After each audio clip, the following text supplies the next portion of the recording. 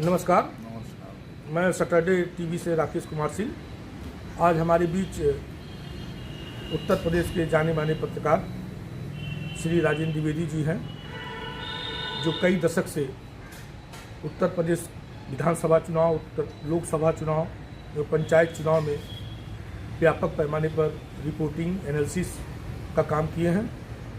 अभी हाल में ही आपका एक किताब भी लॉन्च हुआ है, आपके द्वारा ही हस्तलिखित किताब है। 2022 के विधानसभा चुनाव पर पूरे प्रदेश के इसमें आंकड़े हैं और इस किताब का नाम भी है उत्तर प्रदेश विधानसभा चुनाव 2022 आंकड़ों की सत्ता। यह किताब मार्केट में भी उपलब्ध है और आज उन्हीं से हमारी जो सैटरडे टीवी के तरफ से आज उन्हीं से इसी पर चर्चा होगी। जो हमारी रोजाना परिचर्चा विधानसभा चुनाव के मद्देनज़र सैटरडे टीवी के माध्यम से आप लोगों को जा रहा है, उसी विधानसभा चुनाव 2022 के तहत आज हमारी इस चर्चा में आज आपको पूरी एक जानकारी मिलेगी श्री राजेंद्र द्विवेदी जी के द्वारा, जो इन्होंने अब तक एनालिसिस किया है कि वर्ष 2022 विधानसभा चुनाव उत्तर प्रदेश की क्या स्थिति रहेगी। अब मैं चर्चा शुरू कर रहा हूँ। आदरणीय श्री द्विवेदी जी, सैटरडे न्यूज़ में आपका हार्दिक स्वागत।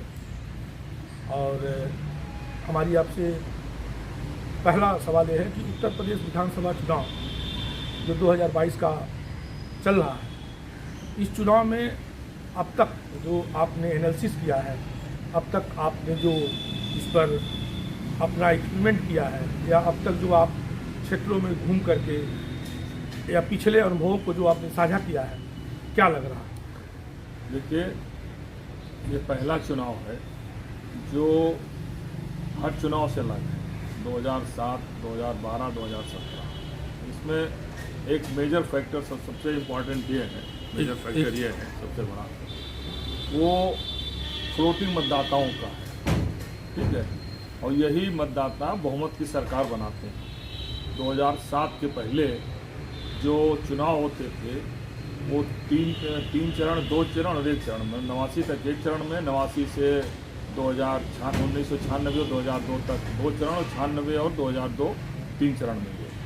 2007 से 7 चरणों में चुनाव शुरू हुए। तो 7 चरणों में जब चुनाव होते हैं तो पूरा 1 महीना चुनाव चलता है। इस बीच जो असमंजस वाला मतदाता, जिसे फ्लोटिंग मतदाता कहते हैं, वो हवा के रुख से वोट करता है और यही हवा का रुख बहुमत की सरकार बनाता था। 2007 के पहले इसलिए बहुमत की सरकारें नहीं बनती थी, तो 1 चरणों 2 चरणों में चुनाव हो जाता था, तो जो मतदाता असमंजस में रहता था वो जहाँ रहता था अपना वोट कर देता था। वो हवा के साथ चलने में उसको टाइम नहीं मिलता था। अब चुनाव 1 महीने का जब होता है तो उसको अपना मतदान करने में जो किसी का समर्थक नहीं है, हवा के साथ चलता है, इसको फ्लोटिंग मतदाता कहते हैं, वो उस तरफ जाता है और इसकी बहुमत की सरकार। 2007 में ऐसा हुआ कि मायावती के नेतृत्व में चुनाव शुरू हुआ और उन्होंने एक नया समीकरण प्रयोग किया। ब्राह्मण, दलित और सपा के तमाम बुराइयों, सरकार की परेशानियों से लेकर मायावती के साथ पीछे है, तो वो 7 चरण में शुरू हुआ। तो धीरे धीरे हर चरण में उसके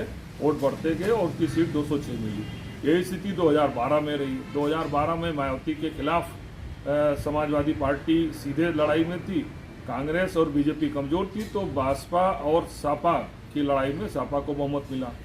2017 की स्थिति एकदम डिफरेंट थी। 2014 में पूर्ण बहुमत की सरकार मोदी जी की बनी थी। मोदी जी की एक लोकप्रियता की एक हवा था और उन्होंने एक ऐसा प्रयोग किया कि जिससे हर दल के, हर जात के, हर कम्युनिटी के लोगों ने समर्थन किया। सबसे बड़ा प्रयोग उन्होंने किया पिछड़ों पर। 2012 से 17 तक लेकर के एक ऐसी हवा बन गई थी कि यादवों की सरकार है, यादव मुस्लिम की सरकार है, और तरह तरह के आरोप उन पर लगते रहे। और बहुत उसका फ़ायदा इन्होंने किया कि गैर यादव पिछड़ों को यूनाइट किया और केशव प्रसाद मौर्य को प्रदेश अध्यक्ष बनाया। और ये माना जा रहा था कि अब पिछड़ा ही कोई चीफ मिनिस्टर होगा।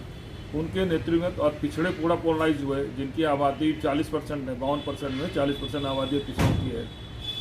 दूसरा ये रहा कि सवर्ण, ब्राह्मण, ठाकुर सब लोग जो थे।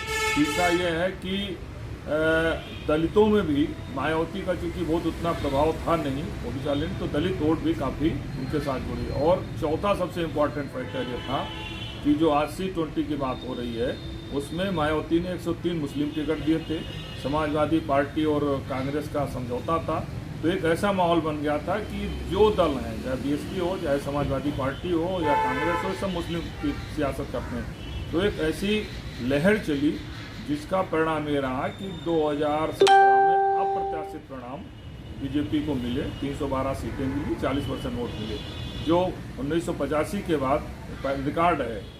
और इसके पहले स्थिति ये थी कि 89 से लेकर 91 को छोड़ दें तो उसके बाद कोई बहुमत की सरकार नहीं बनी थी।